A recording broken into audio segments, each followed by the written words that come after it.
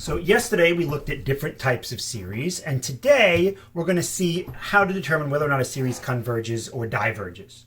So start by reminding you that a series is an infinite sum, where n goes from c to infinity of a sub n, where c is a real number, and this a sub n is a sequence. We're basically adding up all of the terms of a sequence to get a series.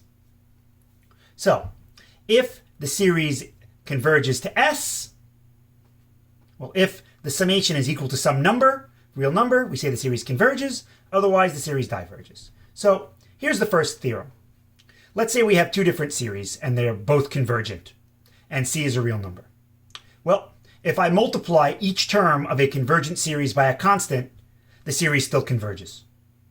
Because I could just yank the constant out using the distributive property, and then I'll have a constant times a convergent series. A constant times a real number is still a real number.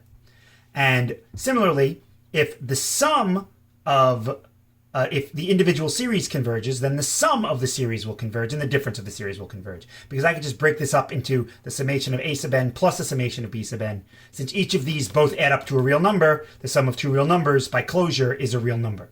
And the same with the difference. So that's just the basic stuff involving convergence and divergence, but there are a whole bunch of tests that we can do. There are many tests that are available to check to see whether a series converges or not. We've already studied one such test, which not only can tell us whether a series converges, but also can tell us the value to which it converges, the geometric series test. And I told you this was a theorem. Here it is. If a series is a geometric series, meaning it has this form or can be put into this form, where n starts at 0, we can just change our index as we did earlier in the year and last year, then it converges if and only if the absolute value of r is less than 1. In other words, r is between -1 and 1. In which case, it converges to a over 1 minus r. If r is not in this range, in this interval, then the series diverges. So some examples. And some of these we did yesterday. This is a geometric series. The a is 1. When n is 0, I get 1. The r is -1. That is the ratio factor being multiplied to get each successive term. Since r is equal to -1, -1 is not between -1 and 1, so this series diverges. Simple. Here we have 1 over 9 to the n, with n starting at 1. So the a here would be 1/9, because the first term is when n is 1. The r, each term is getting multiplied by 1 over 9. So if I actually did this out, this would be 1/9 plus 1 over 81 plus 1 over 927, etc. Each term is being multiplied by 1/9 to get the successive term. R is 1/9. 1/9 is between -1 and 1. So this geometric series converges, and we can actually say what it converges to. It converges to 1/9 over 1 minus 1/9, which is 1/9 over 8/9, which is 1/8.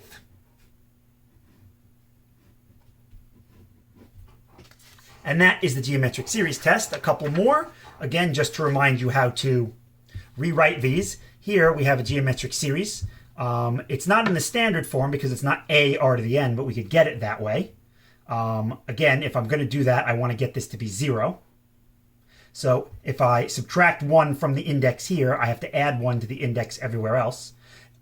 So the n minus 1 becomes n. And now if I really want this in the proper form, this would be 1 times 1/3 to the n. My a is equal to 1. My r is equal to 1/3. 1/3 is in between -1 and 1. So this geometric series converges, and it converges to a over 1 minus r, or 3/2.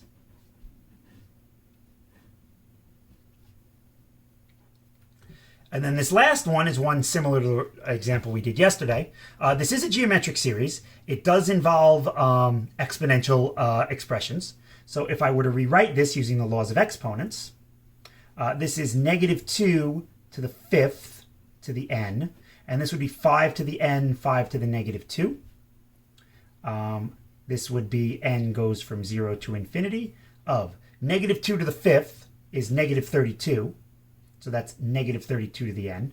The 5 to the n down here would also be to the n, so I can bring those together. And this 5 to the -2 I'd bring up and would be 25.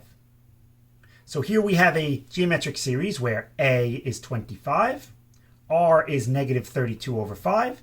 Negative 32 over 5 is obviously less than negative 1. So, since r is less than negative 1, this series diverges.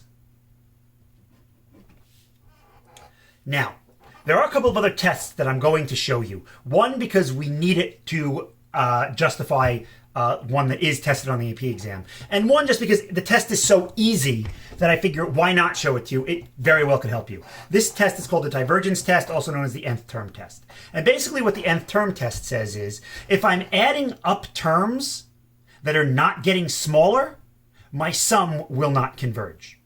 Which makes sense. If each term is getting larger and larger, 1 plus 3 plus 7 plus 11 plus 100 plus 1,000, obviously that's not going to approach any number. It's going to increase without bound.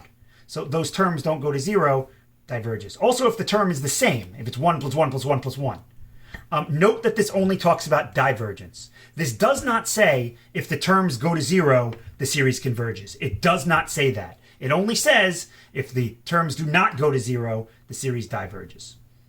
So how do we use this? Well, let's look at the limit as n approaches infinity of our a sub n terms, of the terms of the sequence that we are summing up to get our series. And I told you that this is an incredibly easy test because we already know how to find these limits. This is a cubic over a cubic. The limit of that would be the coefficients of the largest powers, negative 1/2. This is not equal to 0. Since this limit is not 0, this series diverges. Example 2. Once again, let's look at the limit of the terms of the sequence that we are summing up. This limit does not exist because this function keeps oscillating between negative 1 and 1, negative 1 and 1. This limit does not exist. Well, that means the limit doesn't equal 0. If it doesn't exist, it doesn't equal 0. Therefore, by the nth term test, this diverges. This should be n equals 1, because if n equals 0, that doesn't exist. Whoops. This is an interesting problem. This is the harmonic series, which we talked about at the very end of yesterday. This is 1 plus 1/2 plus 1/3 plus 1/4 plus 1/5. Note that as n goes to infinity, this does go to 0. The nth term test, or divergence test theorem, does not say anything about if the terms go to 0. So we don't know right now if this converges or diverges. The divergence test fails because we don't know. Finally, because I just had to throw this on here because it's a nice little review of this particular definition, or if you wanted to, we could use L'Hopital's rule here. If you don't recognize this, then very quickly we can use L'Hopital's rule. This is the limit as n approaches infinity, e to the ln of this thing, which means the n will come in front.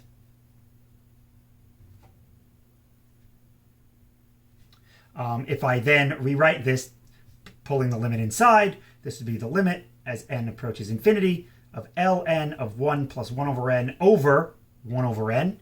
I took this n and I, instead of multiplying, divided by the reciprocal, because now as n goes to infinity, the numerator goes to ln1, which is 0. The denominator goes to ln1, which is 0.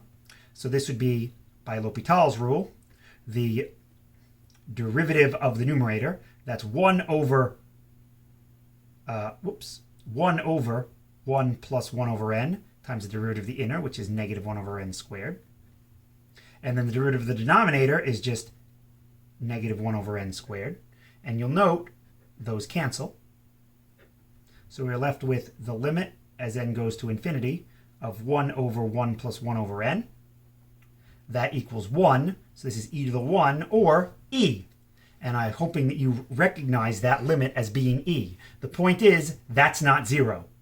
So this, by the nth term test or the divergence test, this series also diverges. The integral test is another test that is not tested this year on the AP exam. But this test we need in order to get to a test that is going to appear, or could appear, that you are responsible for the AP exam. The integral test says the following. If we have a continuous function, real function f of x, that is positive and decreasing on the interval starting at k and ending at infinity. And we use the terms of this function for when x is a natural number to develop terms for a sequence. Then, if the integral converges, so does the series. If the integral diverges, so does the series. In essence, an integral is a continuous sum, a series is a discrete sum. So we're saying if one of the sums converges, then so does the other. If one of the sums diverges, then so does the other. So here, the harmonic series again, we can actually prove this. So this series has a sequence whose terms are 1 over n. So let us look at the integral of the corresponding function, real function 1 over x. Since this starts at 1, we'll start this at 1. And we know that the antiderivative of 1 over x is the natural log of x, absolute value. And of course, since I'm dealing with an improper integral, I have to make this little replacement.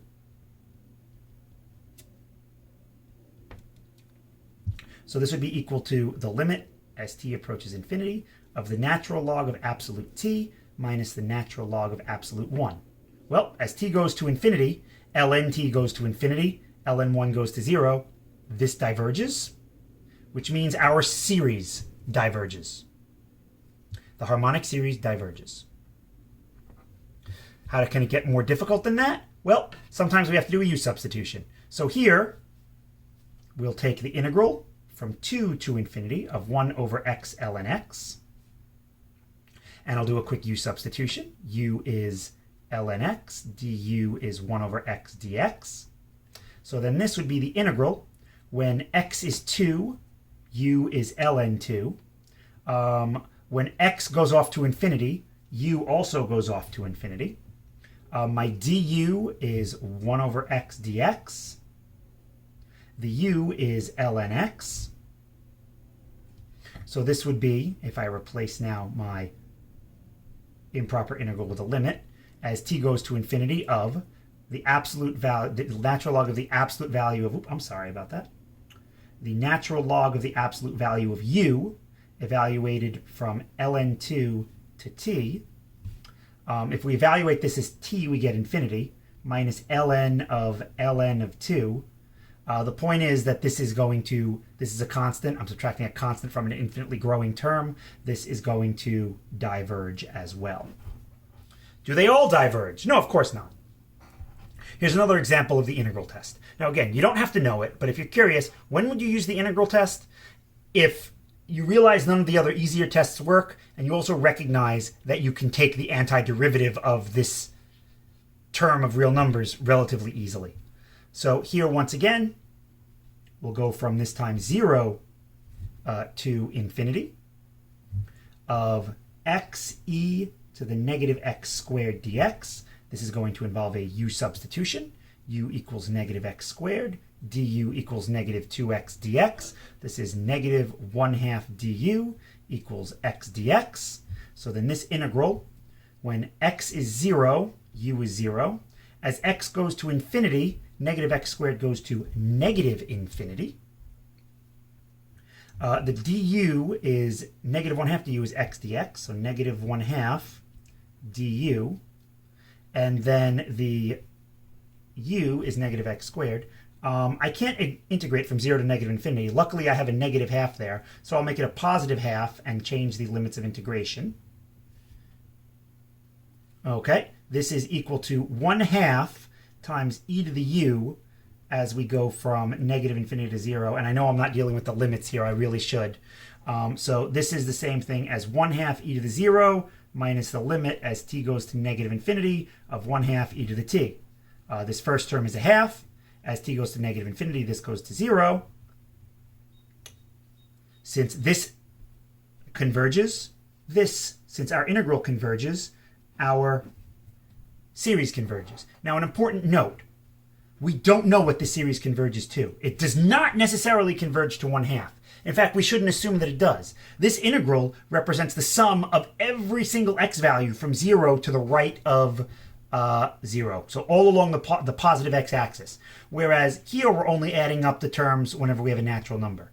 So we would expect that if this sum is equal to 1/2, that this summation would be less than 1/2. So 1/2 would be the bound for this. hope that makes sense. It also is possible that this could be greater than a half, and that's something that we'll get into a little bit later when we talk about comparing integrals to summations in review, because that's not something that's going to necessarily be tested, but still something good to know. So the final test we're going to do today, we're not going to look at the comparison test today, is something called the p-test. So recall, and this was something you did on a homework assignment way back when, and it was, if we're integrating an improper fraction from 1 to infinity of 1 over x to the p, this converges if p is bigger than 1.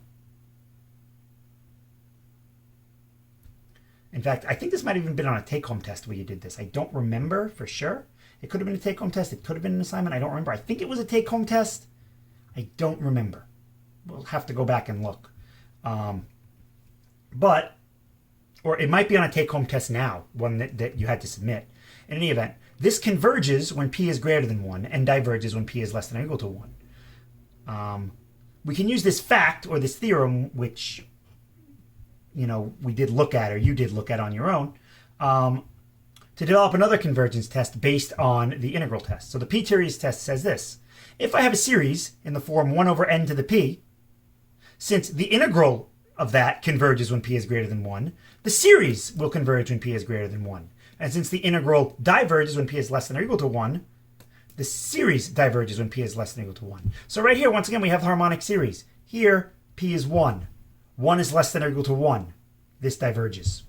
Here, we have p is 7. 7 is greater than 1. This converges.